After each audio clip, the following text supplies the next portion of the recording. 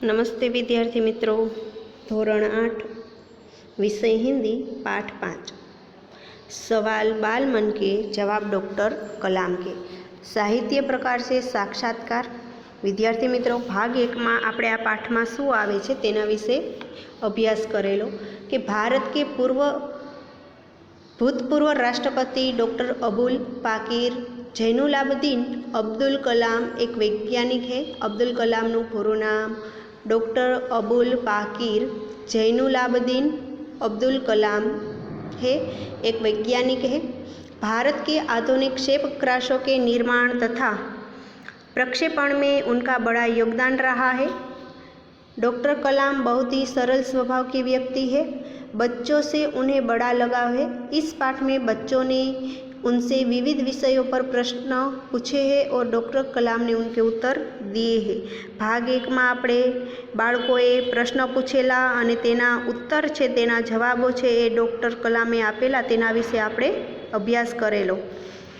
પ્રશ્નકર્તા વિદ્યાર્થી છે, તેના સ્કૂલનું નામ, વિદ્યાર્થીનું નામ આપેલું છે અને અલગ અલગ પ્રશ્ન પૂછે છે કે પહેલો જ પ્રશ્ન એવો હોય છે કે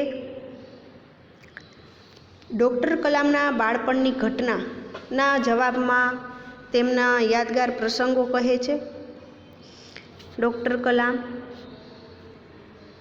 ત્યાર પછી આગળ આપણે અભ્યાસ કર્યો ડૉક્ટર કલામનો ભાષા તરફનો દૃષ્ટિકોણ કેવો છે। એ તેઓ માને છે કે માતૃભાષામાં જ શિક્ષણનું માધ્યમ હોવું જોઈએ, કારણ કે વિદ્યાર્થી જે ભાષામાં વિચારે છે તેમાં જ તે પોતાની વાત સારી રીતે પ્રકટ કરી શકે છે। પણ વિશ્વ સ્તરે સંપર્ક જાળવવા માટે અંગ્રેજી જેવી વિદેશી ભાષા પણ જાણવી જરૂરી છે। ત્યાર પછી આગળ તેઓ કહે છે કે પોતાના જીવનમાં સફળતાનો મંત્ર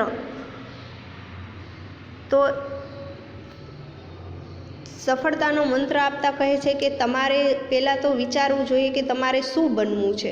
તમારો ધ્યેય નિશ્ચિત થઈ જાય ત્યાર પછી તમારે એ દિશામાં કઠોર મહેનત કરીને આવનારી મુસીબતો પર વિજય મેળવીને તમારે જીવનમાં સફળતા મેળવવાની હોય છે।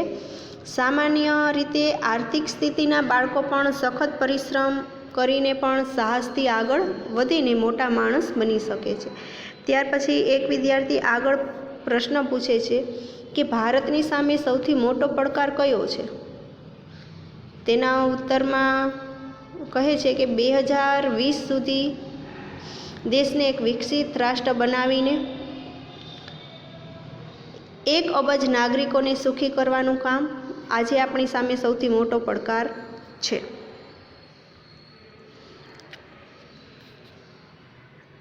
આવા અનેક પ્રશ્નો બાળકો પૂછે છે।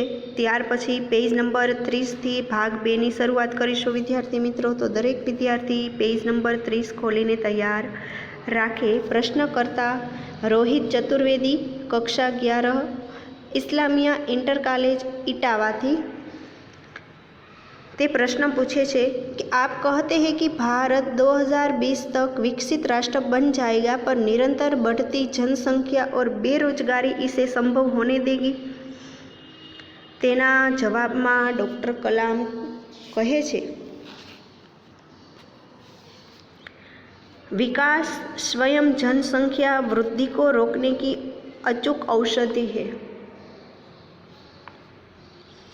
इसमें जन शिक्षा, विशेषकर स्त्री शिक्षा की बात भी सम्मिलित है। इससे छोटा परिवार सुखी परिवार की मान्यता को बल मिलता है। भारत 2020 का मिशन यहाँ के युवाओं को रोजगार के पर्याप्त अवसर सुलभ कराएगा। ग्रामीण क्षेत्रों में बड़ी संख्या में उद्योग धंधे स्थापित किए जाएंगे, जिससे उन क्षेत्रों में रोजगार के प्रचुर अवसर पैदा होंगे। आ बाळकना आ विद्यार्थीए प्रश्न पूछेलो छे। कयो प्रश्न छे कि तमे कहो छो कि भारत 2020 सुधी विकसित राष्ट्र छे ई बनी जशे, परंतु जनसंख्या अने बेरोजगारी ए संभव करी शकशे। ત્યારે ડૉક્ટર કલામ એના જવાબમાં કહે છે કે સ્ત્રી શિક્ષાનો વિસ્તાર, નાનો કુટુંબ, સુખી કુટુંબની માન્યતા અને ગ્રામીણ ક્ષેત્રોમાં ઉદ્યોગ ધંધાની સ્થાપનાથી વધતી જતી વસ્તી પર કાબૂ મેળવી શકાશે અને બેકારી પણ દૂર થઈ શકશે. ત્યાર પછી પ્રશ્નકર્તા अर्श मेहता, कक्षा 12, तेजस हाई स्कूल, बड़ौदा से. आपको ऐसा क्यों लगता है कि 2020 तक भारत विकसित राष्ट्र बन जाएगा? डॉक्टर कलाम तेमने जवाब आपी रह्या छे कि भारत की जनसंख्या 1 अरब से अधिक है. इसमें 54 करोड़ लोग 25 वर्ष से कम आयु के हैं. ये हमारी राष्ट्रीय शक्ति है. भारत को 2020 तक विकसित राष्ट्रों में परिवर्तित करने के लिए हमारे पास प्रचुर प्राकृतिक संसाधनों के साथ ही सुनियोजित खाका भी उपलब्ध है. 54 करोड़ युवाओं के विचारों की एकता निश्चय ही इसे विकसित राष्ट्र में परिवर्तित करने में सफल होगी. અહીં શબ્દ છે સુનિયોજિત. સુનિયોજિતનો અર્થ થાય अच्छी तरह से सोच समझकर बनाया हुआ, पर्याप्त यानी आवश्यकता के अनुसार.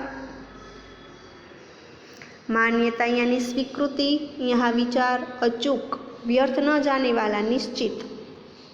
दरकार यानी जरूरत, आवश्यकता. અહીં બીજો શબ્દ છે ખાકા. ખાકા यानी ढांचा. તેનો અર્થ શું થાય? ઢાંચા. કે આના જવાબમાં ડૉક્ટર કલામ કહે છે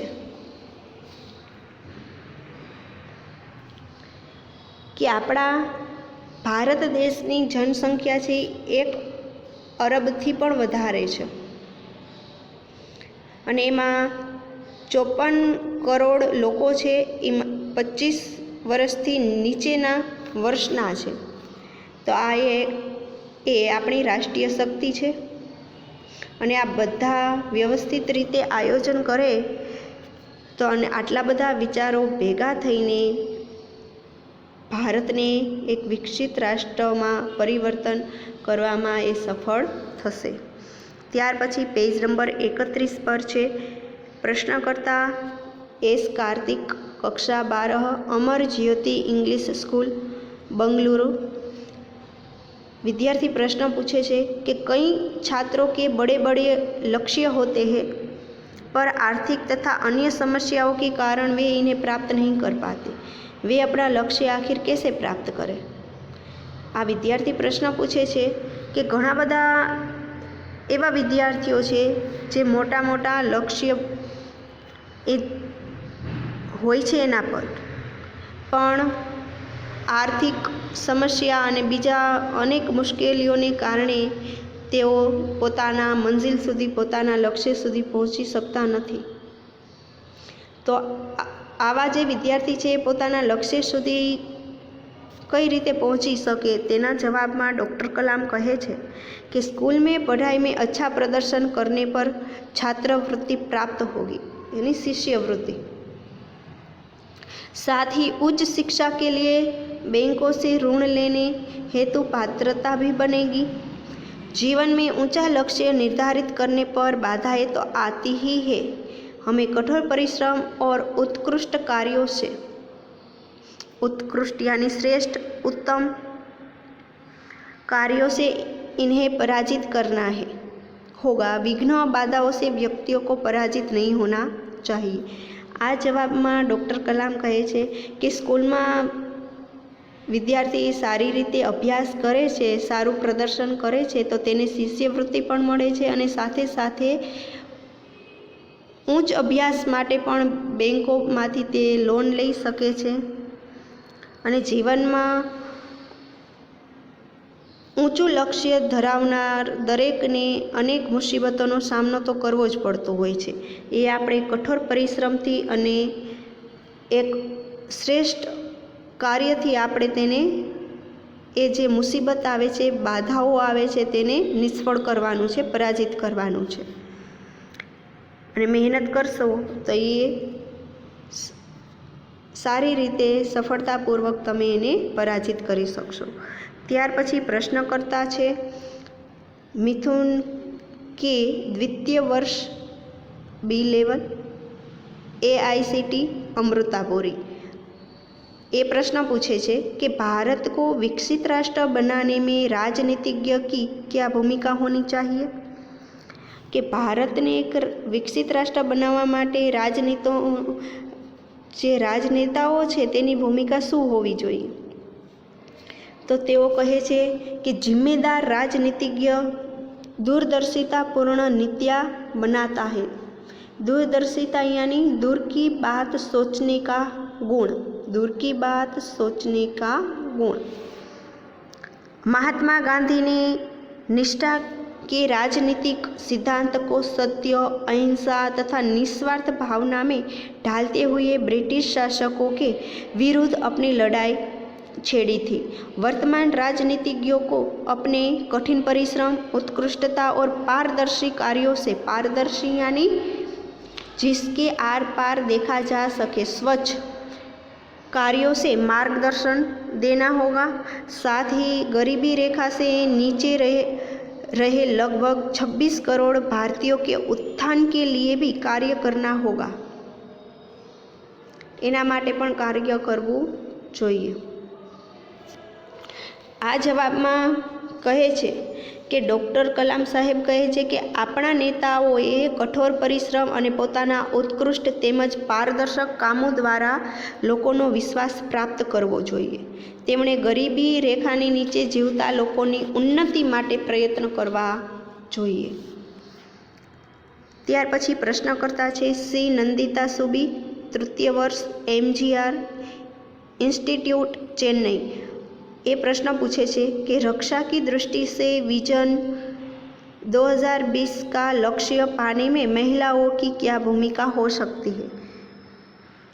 कि अहीं 2020 लक्ष्य छे एने मेळववा माटे महिलाओनी शुं भूमिका होई शके. तेना उत्तरमां कहे छे विजन 2020 में रक्षा अनुप्रयोग के क्षेत्र की महत्वपूर्ण प्रौद्योगिकों के विकास पर विचार किया गया है. राष्ट्रीय सुरक्षा की बात भी विजन 2020 का एक अभिन्न अंग है. सशस्त्र सेनाओं में नियुक्त के लिए पुरुष और महिला के आधार पर कोई भेदभाव नहीं किया जाता. तीनों सेनाओं में पर्याप्त महिला अधिकारी नियुक्त है. राष्ट्रीय कक्षा क्षमताओं में वृद्धि के लिए महिलाएं उच्च स्तरीय सामरिक सेना बहुगुणक उपकरणों पर कार्य करके भी अपना सहयोग दे सकती है. बहुगुणक અહીં एक शब्द है बहुगुणक यानी बहुत महत्वपूर्ण. उपकरण यानी साधन. डॉक्टर कलाम साहेब कहे छे कि भारतीय सेना में पुरुषों और महिलाओं की नियुक्ति में भेदभाव करवामां आवतो नथी. आजे सेना में महिलाओं पण उच्च स्तरीय सेवा प्रदान करी रही है. त्यार पछी आगळ जोधपुर दौरे पर डॉक्टर कलाम से एक बच्चे द्वारा पूछा गया प्रश्न, क्या हम अति विशिष्ट व्यक्तियों के दौरे पर हो रहे अनावश्यक खर्चे कम नहीं कर सकते. के प्रश्न पूछे छे कि जे अति विशिष्ट व्यक्ति जे छे ई आवी रीते कोई जग्याए जाय छे तो जरूरी खर्चो छे ए आपणे ओछो करी शकीए. त्यारे डॉक्टर कलाम साहेब कहे छे तुमने इस मंच पर एक बड़ी सी कुर्सी देखी होगी. वह कुर्सी अब यहाँ पर नहीं है. ठीक ऐसे ही अनुत्पादक चीज़ों पर हो रहे अनावश्यक खर्चे भविष्य में नहीं होंगे. अनुत्पादक यानी जो उत्पादन न करे. कि आई बाळकने कहे छे कि आ मंच पर एक मोटी खुर्सी ते जोई, हवे आ खुर्सी त्यां नथी. आवी ज रीते જે અનુત્પાદક વસ્તુઓ છે એની જરૂર ન હોય તો એ ભવિષ્યમાં તેનો ખર્ચો છે એ આપણે ઓછો છે એ કરી શકીએ છીએ. તો વિદ્યાર્થી મિત્રો, અહીં આ પાઠ છે એ પૂરો થાય છે. ત્યાર પછી આપણે આગળ વધીએ अभ्यास तरफ. अभ्यास है प्रश्नों के उत्तर दीजिए. यदि आप इन प्रश्नकर्ताओं में होते तो आप कौन कौन से प्रश्न पूछते ये तमारे विचारवानुं. आ जग्याए तमे होय तो तमे क्या क्या प्रश्न पूछो. त्यार पछी डॉक्टर कलाम ने अपने बचपन की कौन सी यादगार घटना सुनाई. तो कलाम जब 5वीं कक्षा में थे तब की एक घटना उन्हें याद है. उनके शिक्षक श्री शिव सुब्रमण्यम अय्यर विद्यार्थियों को बता रहे थे कि कोई पक्षी कैसे उड़ता है. वे विद्यार्थियों को रामेश्वर के समुद्र तट पर ले गए और वहाँ उन्होंने विद्यार्थियों को उड़ाने की क्रिया का जीवंत उदाहरण बताया. डॉक्टर कलाम पर इस घटना का गहरा असर पड़ा. इससे उन्हें विज्ञान पढ़ने की प्रेरणा मिली. त्यार पछी आपकी यादगार घटना बताइए. विद्यार्थी मित्रों, तमारो कोई एवो यादगार प्रसंग होय ते कहेवानो छे.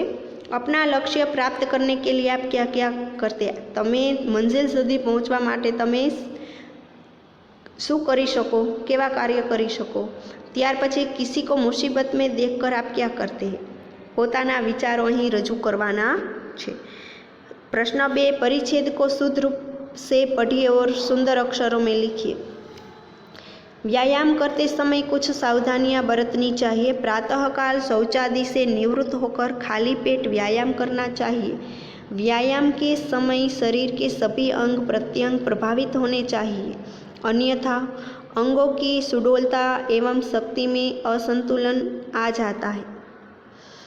श्वास लेने और छोड़ने की प्रक्रिया व्यायाम के अनुसार ध्यानपूर्वक करनी चाहिए, किंतु यदि श्वास फूलने लगे तो तत्काल व्यायाम बंद कर देना चाहिए. व्यायाम में नियमितता का होना अत्यंत आवश्यकता है. आ पैराग्राफ तमारे सुंदर अक्षर में लखवानो छे. बचपन में हमें किस भाषा को प्रमुखता देनी चाहिए, मातृभाषा या अंग्रेजी, क्यों? तमारा विचारो अहीं रजू करवाना छे. त्यार पछी अनुमान लगाओ तुम 2020 में हो, अपने आसपास क्या देख रहे हो, अपने विचार प्रस्तुत कीजिए. पोताना विचारो अहीं रजू करवाना छे. त्यार पछी स्वाध्यायनो प्रश्न छे ए आपणे हवे आवता विडियोमां जोशुं. अस्तु. जय हिंद. वंदे मातरम.